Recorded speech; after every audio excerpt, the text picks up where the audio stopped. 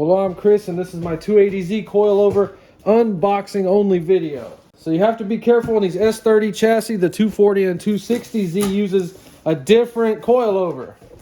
They look the same, but they're not interchangeable. These are for my 1978 280Z. So very cool magnet or sticker. I will be putting that somewhere. Instructions. They are going to feel way, way cooler than you thought they were. That's for sure. I only ordered them with 2 adjustable camber plates, but they sent all of them for the same price, so that's cool. Fronts are going to be shorter, and they have a little bracket for the brake line, I'm guessing. Not sure. We'll take apart the back one. So let's look at the presets in case you've taken all these apart.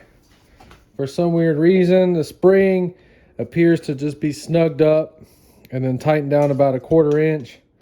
So we have 9 inches of preload on the spring. You see where I'm measuring from?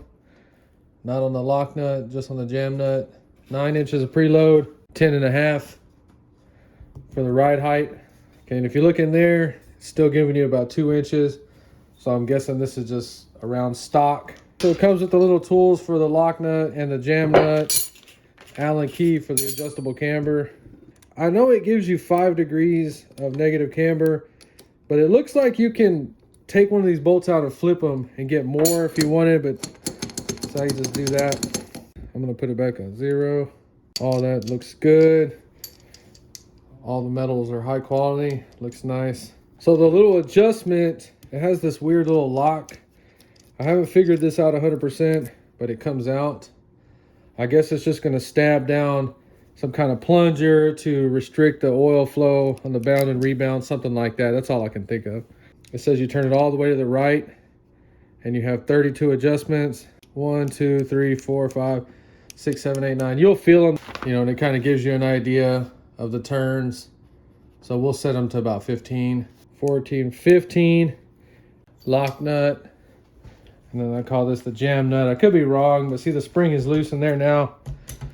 So for the preload on the spring, it looks like they just took the slack out of it, like ran it up like that, and then put about 1/4 inch.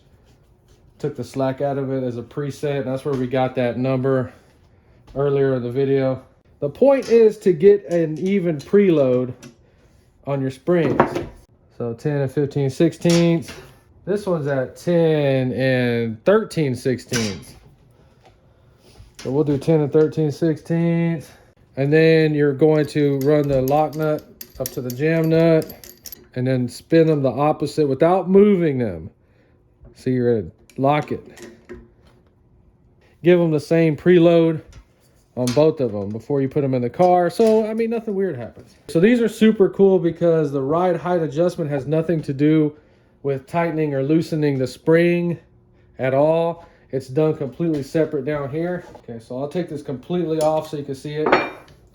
It's gonna have a little spring washer, and you can completely unscrew this. I would, just to put eyes on it and see how it is. So this is all super duper high quality steel. This is as good as it's gonna get.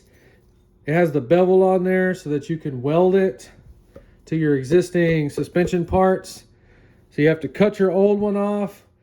2, 2 1/4 slides in there. It's supposed to be super tight. And then position it, whatever you got to do, and then you weld it to it. So a little bit of info to keep in mind is at first I thought that you could just cut this down if you wanted to extremely lower your car.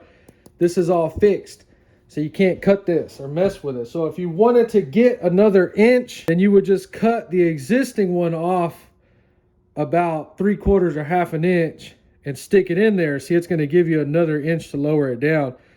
I'm probably going to go ahead and do that. Just cut mine about 3/4 inch. It's going to slide in there super tight, weld it up. It's not going to hurt anything. So you guys and girls out there that want to do something like this, but you don't have access to a welder or that's too expensive, I honestly do not see a problem with cutting the old one, the 2 and 2 1/4 of the maximum, and drilling a 3/8 hole right here and doing another one cross so that you get a little bit of room. Getting you a nice grade 10 bolt, put one that way and then one this way a little bit higher. Tighten them to torque, thread lock them, put lock washer, nylon washer, everything. And I honestly, if these things fit tight, which we'll check that out in the installation video, you could totally get away with just running 2 bolts in there and not having to weld these. Just got into this project, I thought about that, but I needed to get my hands on these pieces right here and see the thickness. And this is 3/16, it appears.